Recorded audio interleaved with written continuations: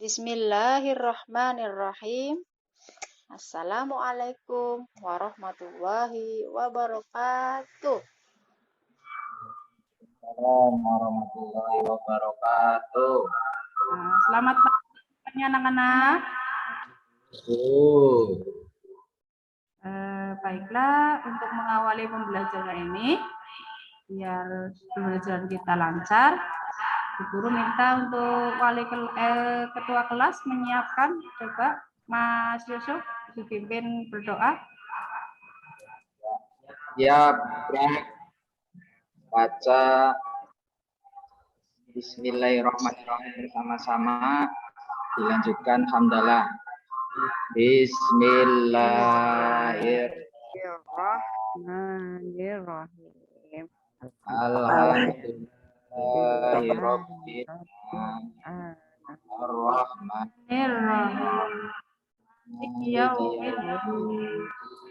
Iyyaka na'budu wa iyyaka nasta'in. Ihdinas siratal mustaqim. Shiratal an'amta 'alaihim ghairil maghdubi 'alaihim waladdallin. Anak-anak,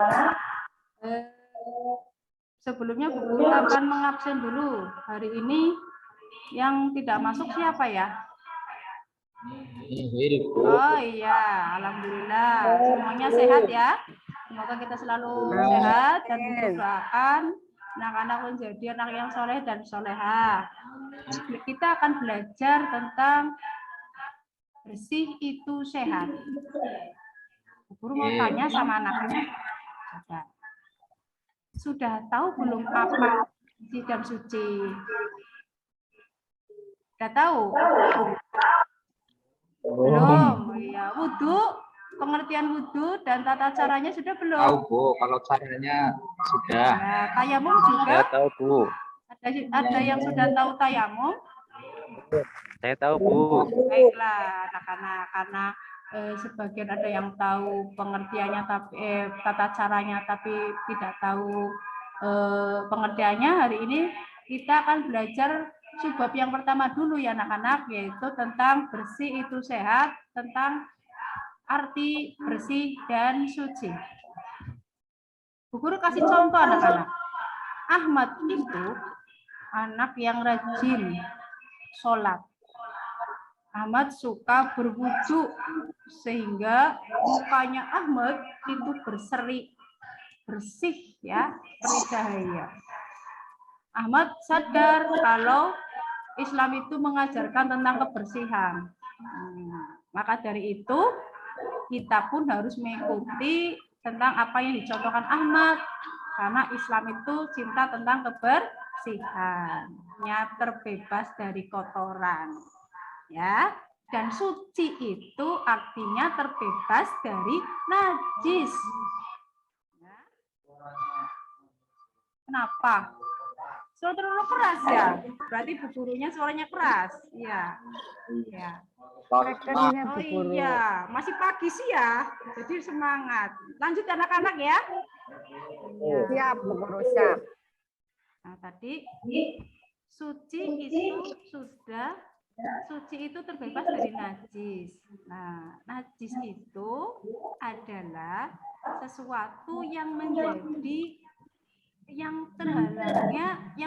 halangan seseorang itu untuk beribadah. Najis ada sesuatu yang menempel, baik itu di badan, di pakaian, itu yang menyebabkan ibadah kita tidak sah. Ada yang bisa tahu menyebutkan contohnya apa, anak-anak? Ayam. Ya.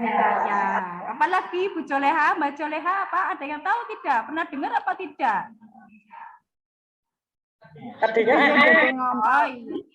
Contoh najis adalah terkena air liur anjing, ya. Terus terkena air liur anjing, jilatan anjing. Nah, itu contoh najis. Lah. Contoh hadas atau kotoran itu contohnya terkena cat, terus pakaian kita terkena debu atau asap itu yang kotor-kotor. Ya, jadi ada perbedaan antara kotor dan najis anak-anak. Najis itu sudah pasti kotor. Ya. Tapi kalau kotor belum tentu najis. Pinter. Nah, bersihkan najis ya. Cara membersihkan najis itu bersih itu ada dua. Ya, bersih dari hadas besar dan bersih dari hadas kecil anak-anak. Hadas kecil tadi contohnya apa ya? Ada yang bisa menyebutkan hadas kecil? Tadi yang kata Bu Joleha apa? Pipis, iya, air kencing, terus kentut, iya, terus itu iya, ya bisa itu masuk dalam hadas kecil. Apanya? Nokanya. Nah, najis itu tidak berwujud, makanya harus dibersihkan. Ya, caranya bagaimana? Cara membersihkannya itu kan najis kan tadi najis yang besar atau hadas yang besar itu cara membersihkannya itu yaitu dengan cara mandi besar. Ayo Joleha. Besar. Contohnya tadi ya, mandi besar tadi contohnya terkena jilatan anjing atau contohnya tadi mimpi basah bagi laki-laki dan haid bagi perempuan. Itu contoh dari hadas besar. Nah, hadas kecil itu contohnya seperti tadi air kencing, terus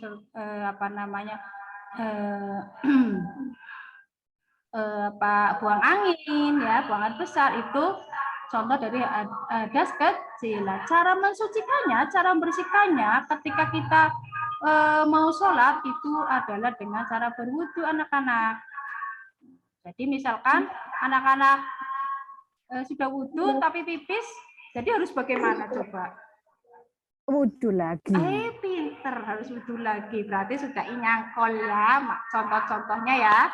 Jadi sudah bisa membedakan, mencontohkan mana hadas kecil dan mana hadas besar. Tidak memunculkan ini PowerPoint-nya, tidak apa-apa ya. Tadi gangguan, tadi sinyalnya gangguan. Nah, Bu Guru lanjut saja ke materi yang tadi sudah anak-anak Bu Guru jelaskan. Tadi sudah mengenal bersih sudah, terus perbedaan ada sesar dan hasil sudah ya. Nah, ini yang tadi ini sudah ya. Sebelum sholat kita harus memperhatikan 3 hal itu ya, yaitu menjaga kebersihan badan, artinya badan terbebas dari kotoran. Bersih badan dapat kita lakukan dalam kehidupan sehari-hari. Contohnya tadi sudah disebutkan ya, mandi, berwudu, ya. Misalkan tangan kita kukunya panjang, bagaimana? Potong. Terus giginya biar bersih, bagaimana ya? Itu cara membersihkan bersih badan anak-anak. Lah, bersih pakaian. Bersih pakaian itu berarti apa yang kita pakai. Contohnya apa ya? Baju, apalagi itu banyak ya, peci, tas, sepatu, dan lain sebagainya. Dan ada yang ketiga, bersih dari si tempat, artinya segala sesuatu yang bersih seperti apa? Ruangan, ruang tempat, ruang dapur, tempat tidur itu harus bersih. Jadi bersih itu harus kita praktekkan dalam kehidupan sehari-hari ya anak-anak ya. Karena hadis Nabi Muhammad mengatakan an-nadzafatu minal iman. Anak-anak, selanjutnya kita akan belajar yaitu tentang bagaimana sih cara membersihkan najis. Nah, tadi membersihkan najis seperti terkena darah atau air seni dan tinta itu harus menggunakan air mutlak, anak-anak. Air mutlak itu artinya adalah air yang dapat mensucikan. Contohnya air sumur, air hujan, ya, air laut dan lain sebagainya. Bagaimana cara membersihkannya? Cara membersihkannya itu adalah contoh. Ini adalah kotorannya ya. Ini misalkan kotoran. Kotoran dikenal di sini ya. Nah, ini airnya anak-anak itu dikucurkan ke yang terkena najis. Oke, seperti gambar, Iya, Bu. seperti gambar, bagus. Tuh, bisa lihat ya. Tuh gambarnya begitu tuh ya. Jadi bukan najisnya yang ke air, tapi airnya yang ke najis. Ini dikerucuk, ya bahasanya dikerucuk. Eben atau biar dibilang baunya tidak bau lagi, warnanya sudah berubah seperti semula lagi ya. Rasanya juga ya itu hambar. Terus ada juga untuk membersihkan yaitu cebok. Yaitu kita membersihkan setelah kita buang air besar, namanya adalah istinja. Ya, istinja. Nah, lalu bagaimana cara membersihkannya? Ada yang tahu nggak? Coba. Gambarnya nggak tahu, Bu. Oh, begitu ya. Bu Guru ilustrasikannya. Istinja itu adalah kotoran anak-anak. Kotoran yang kita keluarkan. Ya, kotoran ya. Jadi caranya adalah kita harus bersuci, dibersihkan kotorannya itu ya. Caranya adalah tangan kiri ya itu membersihkan kubul atau dubur, sedangkan tangan kanan adalah menyiramnya ya, menyiram pakai air, lalu yang tangan kiri adalah membersihkan bagian yang kubul atau dubur yang tadi kita pipis atau buang air besar. Anak-anak, dari uraian yang Bu Guru paparkan dari pertama, dari arti bersih, terus macam-macam hadas, lalu cara hidup sehat, bersih dalam kehidupan sehari-hari, dan ada lagi apa satu tadi? Cara membersihkan najis. Coba ada yang mau tanya apa tidak? Tanya, Bu. Iya, silakan Mas Hasan. Ya, makasih, Bu. Bu, saya mau tanya tadi, Bu menyebutkan ada mandi besar, Bu ya. Iya, coba. Tapi Ibu nggak menyebutkan mandi kecil. Bedanya apa, Bu? Oh iya, Mandi kecil dengan mandi ya. Iya, besar. hebat. Bu Guru kasih tepuk tangan buat Mas Hasan. Mandi besar itu, Bagus, itu dilakukan ketika seseorang itu satu ya terkena hadas besar. Misalkan habis terkena haid ya bagi perempuan ya, itu kan kalau sudah masa haidnya sudah berakhir, misalkan 4 hari selesainya, datang bulannya, tahu men, Mas? Tahu ya? Ya, men itu adalah keluarnya darah dari kemaluan istri atau perempuan gitu ya. Nah, kalau mandi kecil itu adalah mandi seperti biasanya. Ada lagi? Nah, baik anak-anak, untuk sebagai agar anak-anak lebih memahami ya, anak-anak nanti silakan buka halaman 37 di situ, nanti Bu Guru nanti ada tugas di situ ya. Anak-anak nanti bisa share jawabannya, diskusi kalian, dan pelatihan di situ bisa dikirim ke lewat grup WhatsApp kelas ya. Demikian pembelajaran hari ini, semoga kita selalu dalam keadaan sehat dan selalu jaga kesehatan ya. Bu Guru akhiri. Assalamualaikum warahmatullahi wabarakatuh. Waalaikumsalam. Waalaikumsalam warahmatullahi wabarakatuh.